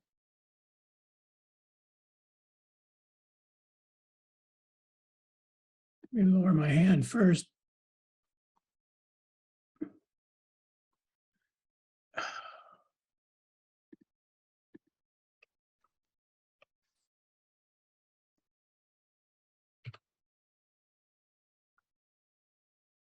Okay, first of all, I want to thank Sophia for pushing this and organizing it. I was very pleasantly surprised that most of this stuff really did focus on what your goals were, Sophia, to not drift off into philosophical, intellectual la-la land, but at least try to stay focused on real possibilities. And so thank you for that. And thank you for the group. I guess one final comment I want to make is that I really, in some ways, the best presentation I heard was Barbara's, where she talked about the coral solution, the red, that may, I mean, I like that because I think there's a reality there. I mean, at some point in time, if you want to solve the problems of too many orange profit-oriented airline companies polluting the air, maybe what you need to do is terminate the airline industries. And I guess I thought she was very ironic there because That's kind of something that came right out of that book, Ministry for the Future, that by Kim Stanley Robinson, that I recently read and did a presentation on. That he included in that there's, if we're going to change things, part of creation of new things is the destruction of old things. Thank you.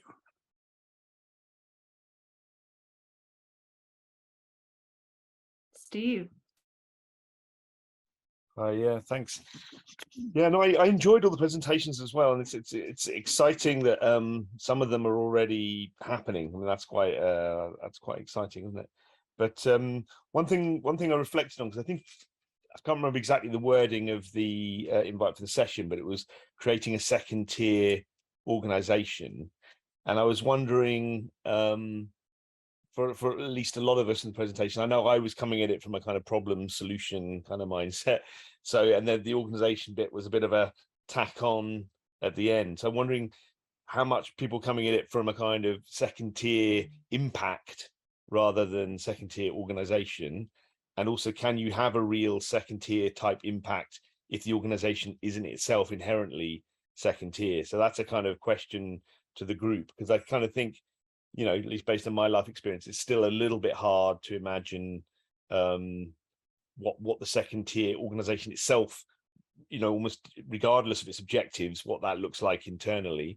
And a lot of us put the word network in, because I think we feel maybe network is kind of something core to kind of the second tier vibe. But how that works practically is quite interesting, because you need, you know, to be able to work well in networks, you need different kind of emotional skills and communication skills than you do within top-down hierarchical organizations. So that's kind of interesting in itself.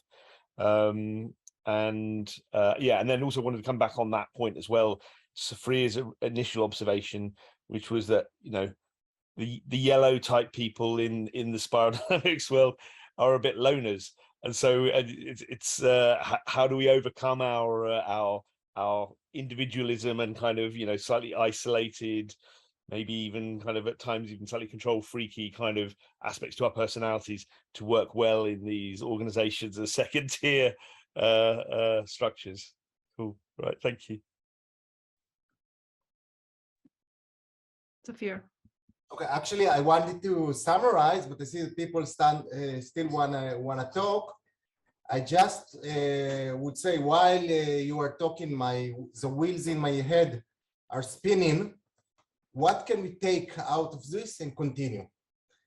And right now, I think we cannot take all the idea into something else. But for me, the network, educations, and group of thinkers are the three main topics.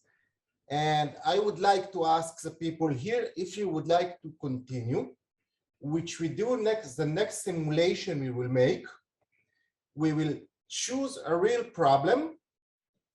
Then we will gather a group of thinkers that think how we create through education and through network and through other tools, how we can address this issue. Again, if we have no limitation of money, it's going to be like a real simulation this time, because we will have time to study. We have some people from the academy who can help us do some, maybe use real tools of research of the subject, and then gather together and try to solve it together. What do you think? Do you think it's something you would like to do? I think it would be a good way to use this forum. I don't quite understand what you're proposing. I'm suggesting to do another simulation game, which we are trying to take some of the insights that we learned today. In this simulation, we will choose one problem that we will address it. For example, we'll address it with Chris application. If we need to do some research, we will decide which research we should do in the research center of, I forgot the name. And how is the network of Paul and I forgot other, how this we can activate the network in around the world to help solve this issue. Like I will design it, I will write you more specific, but if we will do it, do you feel like you want to do it? Like trying to solve a real problem as a simulation, in a simulation way. Okay, no answer. No answer is a good answer. I'd say let's That sounds good. do it. Maybe like a once a month kind of thing. Yeah, of course. Chris, would you like to do explaining about your app and how we can use it in some of the next Saturday we are meeting? Because I feel people interested to learn about it. Yeah, I'm happy to do that. I think it would be helpful if people want to do that. Then maybe if there's some more pointed direction of like, okay, we want to explore the spiral dynamics methodology, or we want to explore how this can help solve interpersonal problems, parenting, higher ed, K through 12 education, sports, healthcare. I think the more highly specific and targeted we can get, the more profitable that would be. Right. Actually, I would go the other direction, and that is you have a real business problem to solve, right? Of funding this business, of keeping it online. I think at least when Safir talked about doing this, I envisioned a lot more of solving the business issues around this, of coming up with second tier ways to work on this. We don't really, that's not really kind of our main thing. We've been given grants and things like that for more than $7 million. So our funding is good. And venture capital, which largely comes from an Orange perspective, is geared. The system is designed to get orange ends. And so I think probably what we would be looking for is, one, I heard a lot of things that disturbed me a little bit today about like it felt like there was some bashing of people with resources and bashing of people of means and billionaires and all those kinds of things, which you should meet some of them. They're actually quite lovely. And they actually have the same heart that you do. And so I'm actually more interested in people that want to align both their human capital or their networks or those kinds of things on a global. We're doing very well in California, and California has its own center of gravity. But I would love to expand globally. So I'm probably more interested in what kind of global or international demonstration projects can we do that would benefit a system? And so a system can be education, can be a workplace, can be a sports team, those kinds of things. Those are probably our next not thing, rather than the perfect pitch to attract venture capital. That's not where we're at. Yeah, well, I think your presentation, Chris, doesn't need to follow this format. This is just the format we came up with just to stimulate our brain cells a little bit. But with your, I mean, I think Safir was kind of maybe mixing two issues. Like on the one hand, he wants to continue with this, and on the other hand, we're just interested in hearing what you're up to, because two separate scenes. It's completely two separate scenes. We want to hear more about your app, and simulation is another thing. Yeah. I'd be happy to we already have these pitch deck prepared. So kind of just more of like what are we doing and how do we do it? I'd be happy to share some of that if that's of interest.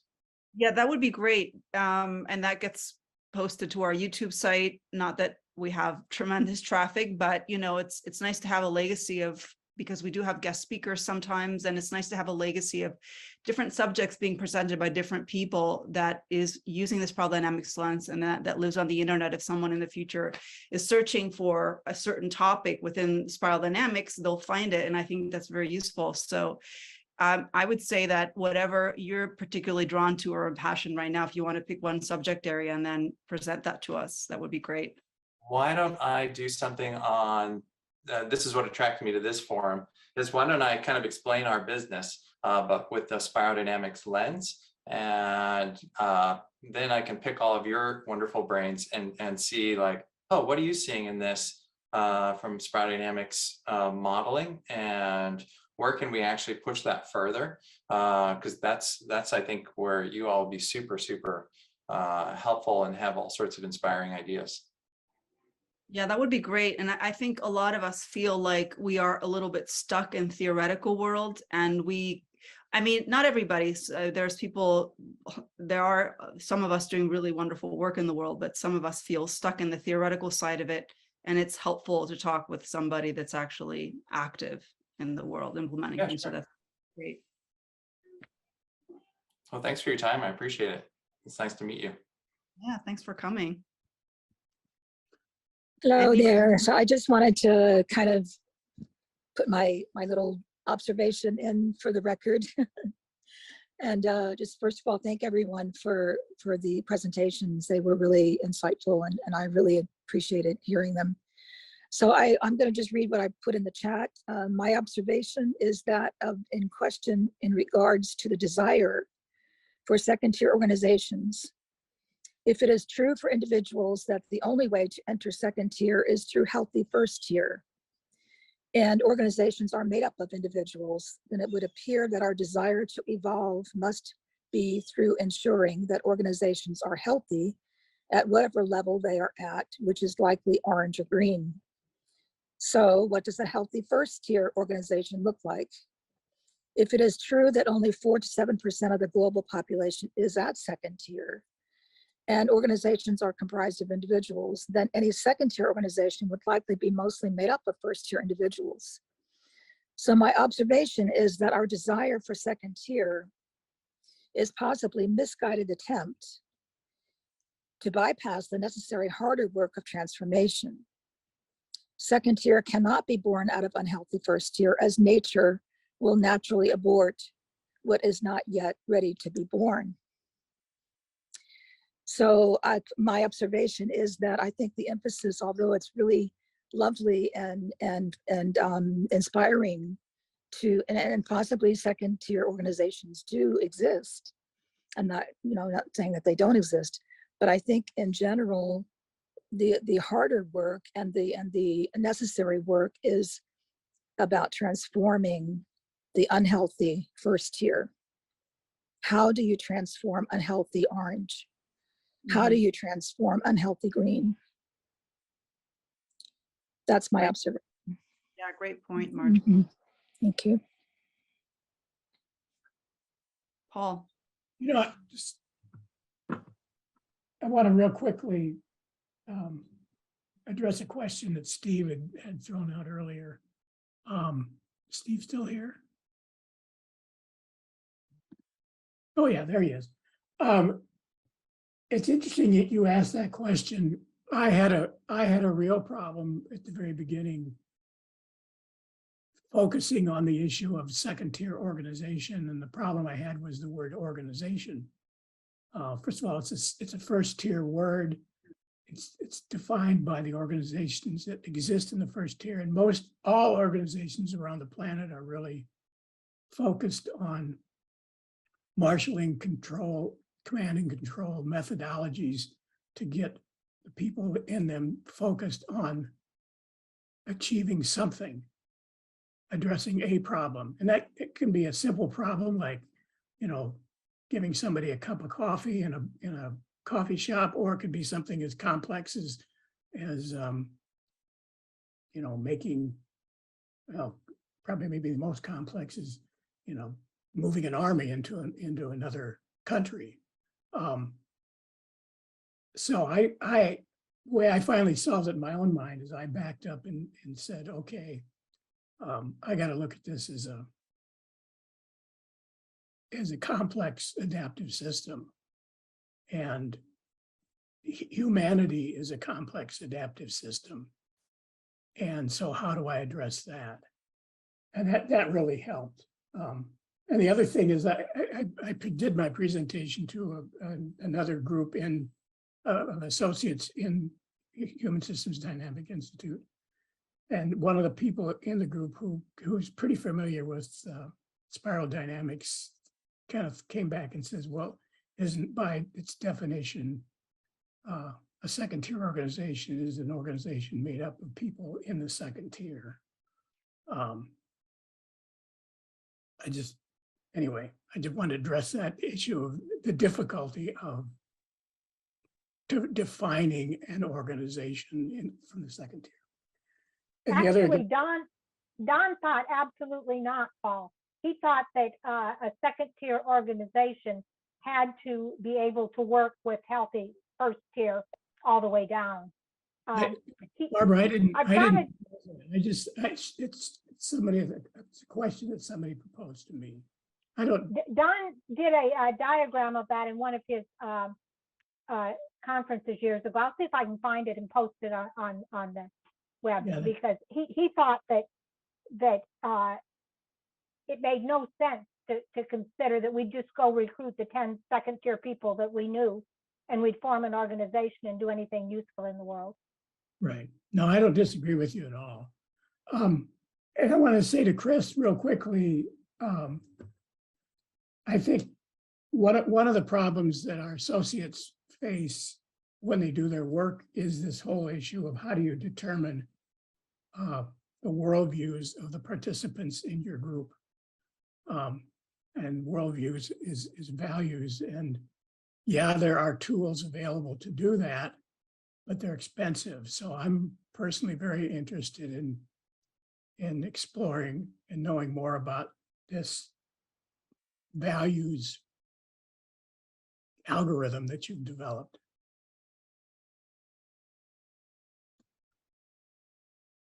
Thank you. Barb, did you have something else to say?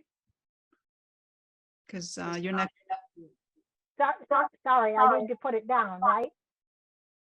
Okay. And Sus, I'm never sure how to pronounce your name. I'm sorry. No comment? Okay. So if there's nobody else that wants to say something, we're almost 2 hours in. Okay, can you hear me now? Yeah, yes. All right, so I thought I was muted. Yes, all right, okay. Well, I just have a few comments. First of all, appreciation for setting this up and the presentations. Awesome and interesting, especially a few of them that really hit me. I'm a teacher, both taught in public school and then in vocational trade school. And now I'm a coach and host of Meaningful Conversations, just to frame my art of my work. And I found especially Eric Nolan's, and also I can't remember who, maybe it was Chris who also said that, that when you begin to talk about spiral dynamics, integral theory to people, then they tend to be in defensive, especially in this theme of being in hierarchies, and that's why when I used stuff or theories from integral theory, I use especially the 4 quadrants in my teaching of the students in the vocational trade, and that helped them a lot. So I really like that thought that you mentioned, Eric. And as a coach, trying to be a coach for students at the teacher seminars. Chris, I really love your work, and I would be awesome. That would be really interested in listening to seeing more of that, and also to have you talk more about that, and perhaps if we could test this resource you have in some way. So that was really awesome. And then I have a response to Marjorie. You said something about healing, blue, orange, and green, or you framed it in some way. I can't remember where I have this idea from, but I heard it somewhere that orange can't level up to green unless they heal their blue, and green can't level up to yellow unless they heal their red. And Yellow can't level up to turquoise unless they heal their purple, and so on. And I don't know how we do this. I only know how I've done that myself, and that's a lot of shadow work. Yeah. I think that's what I had now, and thank you for this setup. And I would love to dive deeper into especially Chris's work, so thank you. Eric.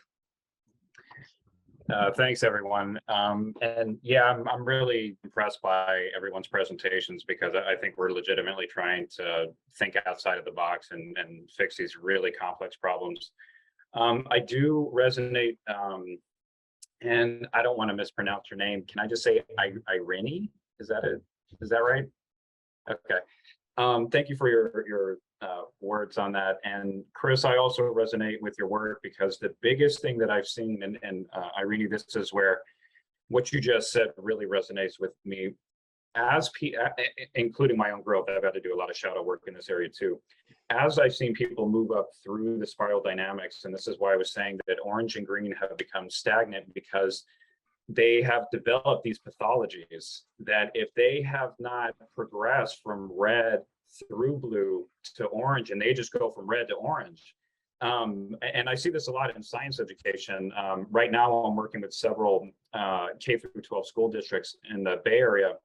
And it's the same maddening thing where, we're funded by NSF on 2 of these grants, and they're getting a little closer to getting it, but they're still thinking that we can just go to any neighborhood, and as long as we just stick science in there, and it's like you cannot bypass that these communities are in red areas. They need to understand the value of science before you start getting into mathematical equations and anything like that. So it's really interesting to see that these developmental skips or gaps are very significant because, and I think Ken had mentioned this in one of his talks, but you can have somebody like Karl Rove and others who are integral thinkers, but the way that they practice it is for political motivation or power, this, that, and the other. We're like, whoa, you missed something way back when it came to building a healthy community and then expanding that community in collaboration, not competition. So yeah, I just wanted to say that really resonated with me, and that's what I'm hoping to get out of all of this, is just how can we recognize what a healthy level would look like, but then also, because I'm an educator, how do we open up spaces so individuals, communities can see pathways of growth and see what it would look like to get to a higher stage and what that really means for them and their community. So yeah, just want to thank everyone for your work. This has been really good.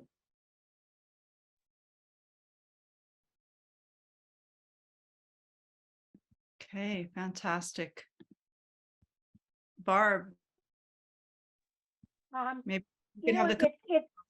It's interesting that that you said that about communities valuing it. So in the 70s, Houston decided to desegregate, not by busing, but voluntarily by having magnet schools. And the local communities around a school could decide what their what the school would concentrate in. And in all of the Black and Hispanic communities, the schools concentrated in math, science, and that sort of thing. Now this is in the 70s and 80s, right? And all of the affluent white communities did liberal arts crap. And so at that time, poor communities understood that those kinds of educations were useful to their kids, and just being the next rapper, which the white school 2 miles away decided that they were going to do with their music program, wasn't useful to their kids. So that has really, it's changed, right? And I think one of the reasons is math and science educations have less value to people of color. They have less value to women. Over the past 20 or 30 years, the folks that got the most out of them were still affluent white guys. And so we kind of had that come home.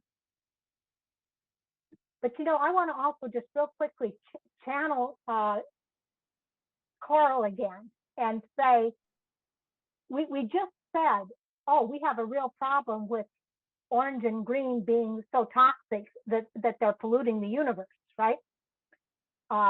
Both with bad ideas and bad physical world. But we're still going to tiptoe around the issue of that Graves' work clearly showed, being able to process more complexity in the world that we have now is a necessity, you know, and unless we want to all go back to the Stone Age, we can't. And the way Graves put it is they have the right to be where they are. They can't act out from those levels. And so what he would have said is, all the way down, people are acting out from their the level where their center of gravity is, because our institutions are failing, and the solutions that each of those levels are proposing are asinine solutions. They couldn't possibly work in a complex adaptive world. And so to back off and say, well, better ways of thinking, better ways of dealing with reality are hierarchical. So we don't want to tell people the truth on that. I'm not sure. You know, I've had some friends from the neighborhood in Houston that had the magnet schools, you know, say that one of the things that annoyed them is that people weren't telling their kids the value of an education, the value of doing things in a blue way, right? They were allowing them to be purple red, well beyond the time when they should have been developing blue skills. So let's rethink that as to not an in your face, you're lower than me, too bad, so sad, but how we deal with the fact that these first tier B means are simply totally toxic, and they don't have the capacity to deal with the complex world. Veronica, just real quickly here, do we want to stop the recording? I'm sure the file is getting like monstrous in size. Yeah, I just made a comment about that I'm going to stop recording. But if Steve, do you want to make the last comment, Steve, or? Yeah, I mean, it tags on to Barbara's really. I mean, I was just thinking in terms of when we think about tier one and people raising the issue of healthy tier one and so forth, and you know where people are coming from. I just got a comment that sort of struck me, which is sometimes I think we tend to think of people, you know, having a center of gravity at a given V-meme or whatever as equating to mastery. But I think if you're born in a, you know, in a capitalistic orange society, very few people have mastery of science. What they have is a relationship to science. So they can use technological products in a way that feel quite natural to them, even though they've got no idea what's going on inside the box. And I think that's quite an important distinction, because in terms of if you're talking about getting people kind of okay with orange values or whatever, it's only a relational thing. You know, you're not expecting everyone to become a kind of Nobel Prize winning scientist. I think that's quite an important distinction when we think about progression through the levels, maybe, or situation in the levels. That's a fantastic point. Thanks so much, Steve, for making it. So much food for thought today. I think we're all going to be digesting this for a few days. So we're gonna start with the recording now. Thank you so much to everybody for coming, and let's stay in touch and keep these ideas percolating.